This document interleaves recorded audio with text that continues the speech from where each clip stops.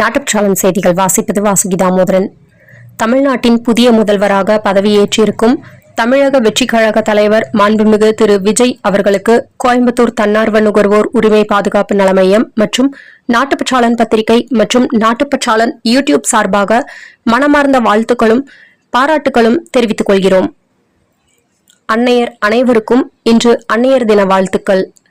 இந்த பூமிக்கு இன்னொரு உயிரை கொண்டு வர தன் உயிரை பணயம் வைக்கும் பெண்மையின் தைரியத்திற்கு பெயர்தான் தாய்மை.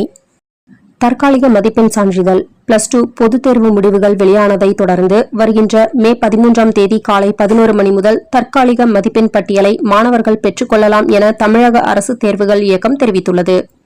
இன்று தமிழ்நாடு முதல்வராக பொறுப்பேற்ற தவிக தலைவர் விஜய் அவர்களின் முதல் கையெழுத்து 200 யூனிட் இலவச மின்சாரம் மற்றும் பெண்கள் பாதுகாப்பு மற்றும் போதையில்லா தமிழகம் என்பன உள்ளிட்ட 3 திட்டங்களுக்கு விஜய் கையெழுத்திட்டார். தமிழ்நாடு அரசின் வெள்ளை அறிக்கை வெளியிடப்படும் எனவும் அறிவிப்பு.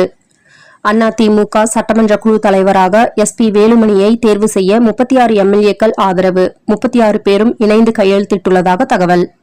வடகொரிய அதிபர் கிம் ஜாங் உன் எதிரி நாடால் கொலை செய்யப்பட்டால் உடனடியாக அந்த நாட்டின் மீது அணு ஆயுத தாக்குதலை தொடுக்க புதிய சட்டத்தை கொண்டு வந்துள்ளது வடகொரிய அரசு. இந்திய முப்படைகளின் தலைமை தளபதி பொறுப்பு தமிழரான ராஜா சுப்பிரமணி தலைமை பொறுப்பு ஏற்க உள்ளார். நடுத்தர குடும்பத்தில் பிறந்த இவர் 40 ஆண்டுகள் ராணுவத்தில் பணி செய்தவர் என தகவல்.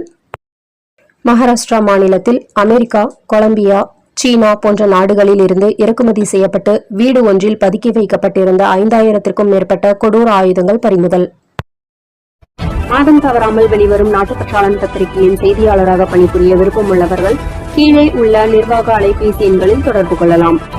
790477 78915 மற்றொரு எண் 994434 4103. நாட்டுப்பற்றாளன் யூடியூப் சேனலில் விளம்பரம் செய்து பயன்பெறுங்கள்.